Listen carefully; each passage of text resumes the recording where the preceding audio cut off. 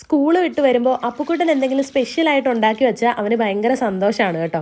ഇന്ന് അവന് cauliflower fry ആക്കാമെന്ന് വിചാരിച്ചു. 2 ടീസ്പൂൺ അരിപ്പൊടി, 1.5 ടീസ്പൂൺ റവ, 1/2 ടീസ്പൂൺ മൈദ, പിന്നെ നമ്മുടെ എരിക്ക് ആവശ്യമനുസരിച്ചുള്ള മുളക് പൊടി, പാകത്തിന് ഉപ്പും ഇട്ട് കുറച്ച് വെള്ളത്തിൽ നന്നായിട്ട് ഇളക്കിയെടുക്കുക. സ്പൂൺ ഉപയോഗിച്ചിട്ട് നടക്കാഞ്ഞിട്ട് പിന്നെ കൈകൊണ്ട് തന്നെ നന്നായിട്ട് മിക്സ് ചെയ്ത് വെച്ചു. ഈ ഒരു സമയം കൊണ്ട് നമ്മുടെ കോളിഫ്ലവർ നന്നായിട്ട് വെന്തിട്ടുണ്ടായിരുന്നു കേട്ടോ. ഒന്ന് ഇളക്കിയിട്ട് ഞാൻ ഈ അരിപ്പിലേക്ക് മാറ്റി വെച്ചു. അപ്പു വരാൻ സമയമായതുകൊണ്ട് ഞാൻ അവനെ വിളിക്കാൻ വേണ്ടിയിട്ട് ഓടി ചെന്നു. തിരിച്ച് വീട്ടിലെത്തിയപ്പോൾ കോളിഫ്ലവറിൻ്റെ ചൂടൊക്കെ പോയിട്ടുണ്ടായിരുന്നു. അങ്ങനെ അരപ്പിൽ നന്നായിട്ട് മിക്സ് ചെയ്തിട്ട് ഞാൻ എണ്ണ ചൂടാക്കാൻ വേണ്ടി വെച്ചു. അപ്പോഴത്തേനും അപ്പുക്കുട്ടൻ കുളിയൊക്കെ കഴിഞ്ഞ് വന്നായിരുന്നു കേട്ടോ. അങ്ങനെ എണ്ണ ചൂടായപ്പോൾ ഓരോന്ന് അതിലേക്കിട്ട് നന്നായിട്ടൊന്ന് ഇളക്കി കൊടുത്തു. ആദ്യം തന്നെ ഒന്ന് ഇളക്കിയ എണ്ണ പിടിക്കുന്നത് കുറവായിരിക്കും എന്ന് അമ്മ പറഞ്ഞിട്ടുണ്ട്.